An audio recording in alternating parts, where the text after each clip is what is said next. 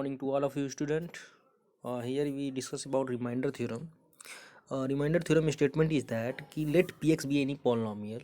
Px मान लीजिए आपका एक polynomial है of degree 1 or greater than 1. Okay. And ये भी मान लीजिए any real number है. And if you divide px by a linear polynomial x minus a, then the remainder is equal to pa. Okay student, तो how we prove this कि कैसे क्या बोलते हैं कि आपका पी ए की इक्वल होगा। मान लीजिए पी एक्स कोई आपका पॉलिनोमियल है, let p x be any polynomial, and जब हम इसे डिवाइड करेंगे बाई एक्स माइनस ए से, तो हम लोग जानते हैं कि अभी लोग हम लोग पढ़े हैं कि पॉलिनोमियल में डिवीजन के केस में डिविडेंड इज इक्वल टू होता है division into quotient plus reminder.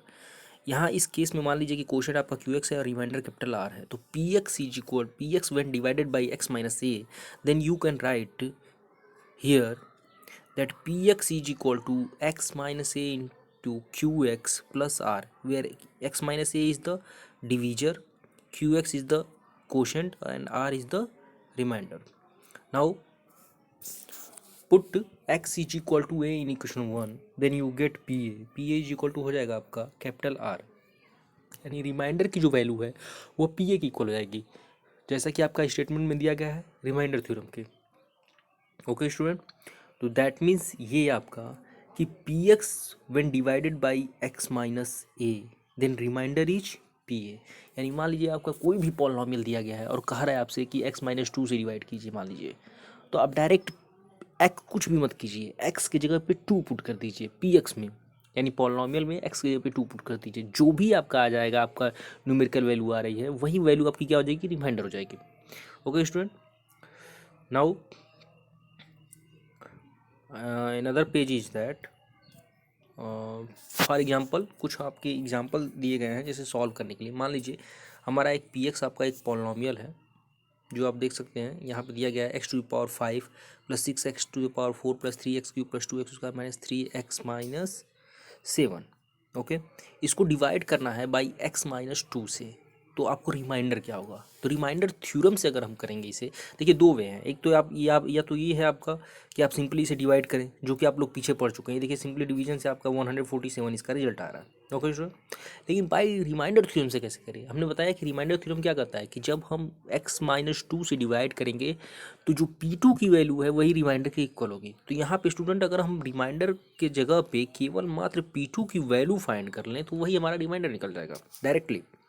तो यहाँ रिमाइंडर की हम लोग क्या बोलते हैं कि वैल्यू फाइंड करते हैं, p2 की वैल्यू निकालते हैं। तो we find the value of p2 and आप x px जो आपका क्या बोलते हैं पॉलिनोमियल है, उसमें x की जगह पे आप जब 2 पुट करेंगे तो आपको ये मिलेगा, और इसकी वैल्यू को आप सॉल्व करेंगे तो 147 मिल जाएगा।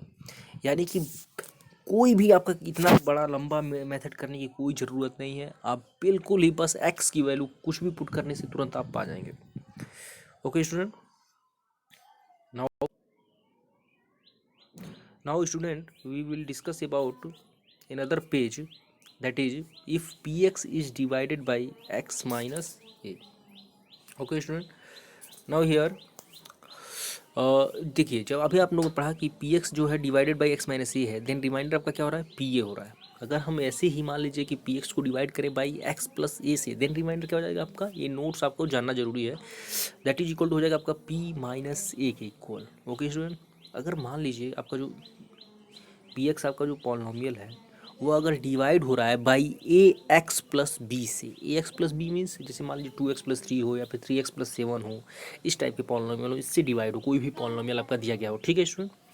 तो जो रिमाइंडर है डायरेक्टली कैसे निकालेंगे, मान लीजिए ए एक्स प्लस बी है जैसे यहाँ पे, तो A x plus B that is equal to मान लीजिए 0 है, तो एक्स इज इक्वल टू क्या हो जाएगा student, minus B by a. तो यहीं देखिए अगर एक तरह से देखिए x equal to minus B by जो ए है, देखिए जब पी एक्स आपका डिवाइड हो रहा है, P x is divide by A x plus P, then remainder is equal to P minus B by A, यानी एक्स के आप minus B by A put करेंगे। सेम ऐसे ही यदि आपका जो पी एक्स है वो डिवाइड हो रहा है by A x minus B से, तो रिमाइंडर आपका क्या हो जाएगा, A x minus B is equal to 0, that means X is equal to B by A. X minus B अगर आपका 0 के इक्वल है तो एक्स इक्वल टू क्या हो जाएगा, b by a. Okay student, तो जो एक्स की वैल्यू है बी बाई ए अगर हम पुट कर दें इस पॉलिनोमियल में तो ये आपका रिमाइंडर दे देगा। तो इसी प्रकार आपका एक क्वेश्चन हमने लिया है, जैसे मान लीजिए ये एक आपका पॉलिनोमियल है 2x³ + 3x² - 5x + 7, और इसे आपको डिवाइड करना है x + 7 से। सिंपल सी बात है कि अगर कोई पॉलिनोमियल px है उसे आप x + a से डिवाइड करते हैं तो जो रिमाइंडर होता है वो p - a के इक्वल होता है, यानी कि दिस रिमाइंडर जब आप डिवाइड करेंगे तो ये किसके इक्वल हो जाएगा, p - 7 के इक्वल हो जाएगा। ओके स्टूडेंट, तो p - 7 आप निकाल लीजिए, यानी x की जगह पे केवल -7 आप अगर इस पॉलिनोमियल में पुट कर दे तो डायरेक्टली आपका रिमाइंडर दे देगा। तो यहाँ पे आपका देखिए x = -7 जैसे ही पुट किया गया है, ये आपका तुरंत क्या दिया है, रिमाइंडर आपका दे दिया है आपका, ये देखिए अगर देखा जाए तो दैट इज इक्वल टू दे दिया है -697, ये आपका हो जाएगा रिमाइंडर। ओके स्टूडेंट, तो इस प्रकार से आप रिमाइंडर किसी भी नंबर से अगर आप डिवाइड कर रहे हैं, मतलब किसी भी पॉलिनोमियल से डिवाइड कर रहे हैं जो कि आपका लीनियर पॉलिनोमियल है, तो आप निकाल सकते हैं बाय रिमाइंडर थ्योरम से। इस मतलब मेथड से आप देख रहे होंगे कि लॉन्ग डिवीजन मेथड से काफ़ी ईजी वे से निकाला जा सकता है इसे, ठीक है। मतलब लॉन्ग डिवीजन मेथड से आप करते रह जा रहे थे डिवीजन, इस मेथड से आप बहुत ही ईजी वे से निकाल देंगे।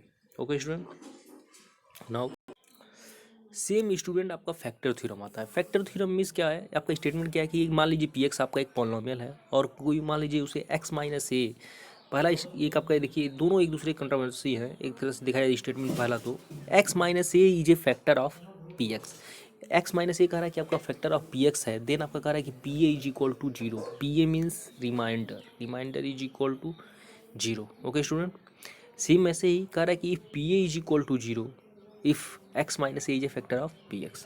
तो सिंपल सी बात है कि अगर x - a फैक्टर होगा तो pa यानी कि उसका एक तरह से आप अभी जो पढ़े रिमाइंडर थ्योरम में कि रिमाइंडर कौन सा दे रहा है, pa दे रहा था, x - a से हम डिवाइड कर रहे थे तो एक तरह से वो क्या होगा, 0 के इक्वल होगा, क्योंकि वो फैक्टर है। फैक्टर का मतलब क्या, कंप्लीटली इसे डिवाइड करेगा। सेम ऐसे ही कह रहा है कि यदि आपका pa की यानी कि रिमाइंडर 0 है तो x - a क्या होगा, फैक्टर होगा। तो फैक्टर थ्योरम कुछ ज़्यादा नहीं है, मान लीजिए px कोई पॉलिनोमियल है, अगर वो आप उसे क्या बोलते हैं कि x - a से डी मतलब x - a कोई भी आपका मान लीजिए दे दिया जाए x - 2, वो आपका फैक्टर होगा, देन आपका जो p2 है वो क्या हो जाएगा, 0 के इक्वल हो जाएगा। सेम ऐसे ही अगर आपका क्या बोलते हैं कि p2 0 के इक्वल है तो x - 2 क्या हो जाएगा, फैक्टर हो जाएगा इसका। ओके स्टूडेंट, नाउ यहाँ पे आपका देखिए प्रूफ किया गया है। मान लीजिए px आपका कोई पॉलिनोमियल है जिसे आप x - a से डिवाइड करते हैं, तो आप उसे क्या लिख सकते हैं, px इज इक्वल टू आप लिख सकते हैं उसे x - a into qx plus capital R, जैसे आप पीछे पढ़े हैं। सेम ऐसे ही है आपका रिमाइंडर थ्योरम जैसे। तो रिमाइंडर थ्योरम में आपका देखिए रिमाइंडर जो होता था वो किसकी वैल्यू किसकी इक्वल होती थी, pa की इक्वल होती थी। ओके स्टूडेंट, रिमाइंडर थ्योरम में आपकी वैल्यू जो होती थी वो किसकी इक्वल होती थी, pa की, जब हम x - a से डिवाइड करते थे तो px इज इक्वल टू क्या हो जाएगा आपका x - a into qx plus pa। यदि हम यहाँ पे x इज इक्वल टू जरा a पुट कीजिए, तो अगर हम x इज इक्वल टू मतलब यदि सॉरी स्टूडेंट, यहाँ पे देखिए, यहाँ पे कह रहा है पहला स्टेटमेंट जरा देखिए कि x - a is a factor of px if pa is equal to 0। तो if pa is equal to हम मान लेते हैं 0, तो यहाँ पे देखिए जरा इक्वेशन 1 से कि इक्वेशन 1 से अगर देखें तो px इज इक्वल टू क्या हो जाएगा आपका x - a इंटू qx आएगा। इसका मतलब क्या है आपका कि x - a यहाँ से अगर आप देखें तो x - a इंटू qx है, और दैट इज इक्वल टू क्या है, px, यानी x - a is a factor of px। जैसे मान लीजिए 6 इज इक्वल टू है 2 इंटू 3, यानी कि 2 इज द फैक्टर ऑफ 6 और 3 is the factor of 6। Okay student, same ऐसे यहाँ पे भी है। तो आपने प्रूफ कर दिया पहली स्टेटमेंट कि x - a is a factor of px, कब, जब आपका if pa is equal to 0। Second statement हमें प्रूफ करना है, उसके लिए ज़रा देखिए। अब मान लीजिए आप कि x - a is a factor of px है, सेकेंड स्टेटमेंट के लिए if x - a is a factor of px, then हमें प्रूफ क्या करना है, pa इज इक्वल टू 0। तो इक्वेशन 1 में ये बताइए जरा कि अगर x - a जो है आपका फैक्टर है px का, देन दैट मीन्स ये कि वो कम्प्लीटली डिवाइड करेगा। तो दैट इज देन मीन्स हुआ आपका कि px is equal to x - a into qx plus आपका रिमाइंडर क्या हो जाएगा, 0। तो रिमाइंडर 0 हुआ तो अगर आप कंपेयर करें 1 और 2 को, इक्वेशन को, तो pa की वैल्यू क्या निकल जाएगी, 0 की इक्वल हो जाएगी। तो यहाँ से आपने सेकेंड प्रूफ कर दिया। तो ये है आपका फैक्टर थ्योरम, ठीक है, कि कब आपका कोई जो के जिससे हम डिवाइड करते हैं कब आपका फैक्टर होगा, जब आपका कब फैक्टर होगा आपका, जैसे मान लीजिए x - a से अगर हम डिवाइड कर रहे हैं, x - a मान लीजिए दिया गया है आपका, और कह रहा है कि कब फैक्टर होगा, जब आपका pa इज इक्वल टू 0 हो, और अगर pa इज इक्वल टू 0 है तो x - a क्या होगा आपका, फैक्टर होगा। इसी आप कैसे भी निकाल सकते हैं। ओके, नाउ स्टूडेंट इसमें भी कुछ नोट्स हैं, जैसे मान लीजिए कि if x plus A is a factor of P x हो, देन आपका P minus A if and only if कब होगा आपका, ये जो आपका साइन है इफ़ एंड ओनली इफ़ का, इफ़ एंड ओनली इफ़ मतलब आपका कन्वर्स भी ट्रू होगा। जैसे मान लीजिए ए जो है इम्प्लाइज करता है बी को, दैट मीन्स आप यहाँ से गोरखपुर जा रहे हैं तो आप गोरखपुर से यहाँ भी आ रहे हैं, इसका मतलब ये होगा। दैट मीन्स यदि आपका ये statement X plus A is a factor of P X, then आपका P minus A is equal to zero, and if P minus A is equal to zero, then आपका X plus A is a factor of P X. If and only if का मतलब ये होता है आपका कि दोनों स्टेटमेंट आपकी क्या होगी, एक दूसरे के क्या है, कहा जा सकता है कि आपका क्या होता है कि एक आपका ट्रू है तो दूसरा भी ट्रू होगा, दूसरा ट्रू है तो पहला भी ट्रू होगा।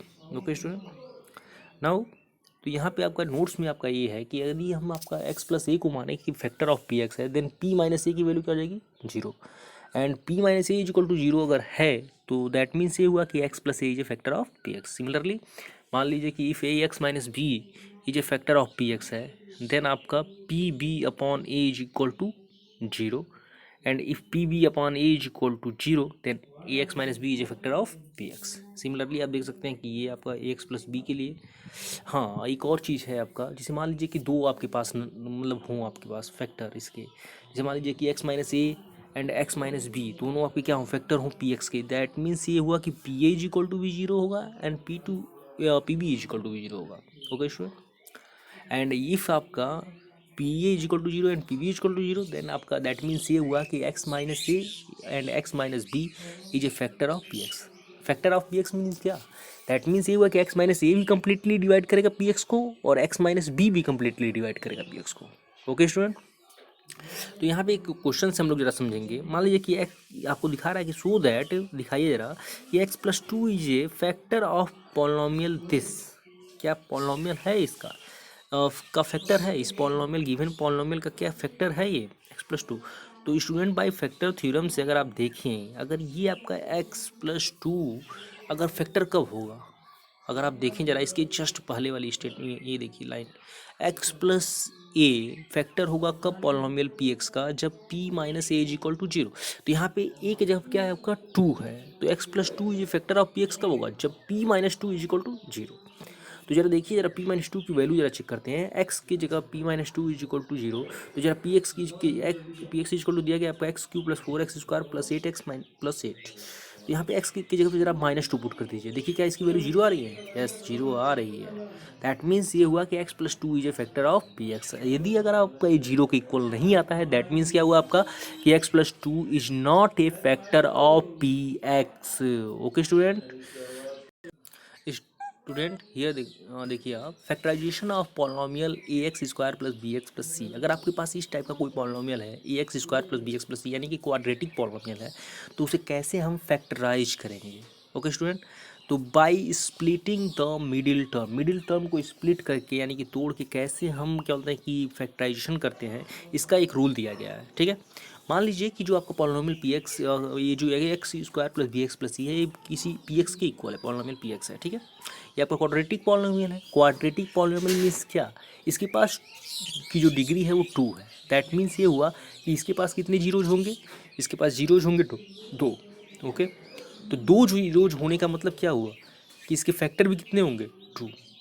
मान लीजिए कि इसके जो फैक्टर हैं एक तरह से, एक है आपका पी एक्स प्लस क्यू है एंड दूसरा आपका क्या है आर एक्स प्लस एस है।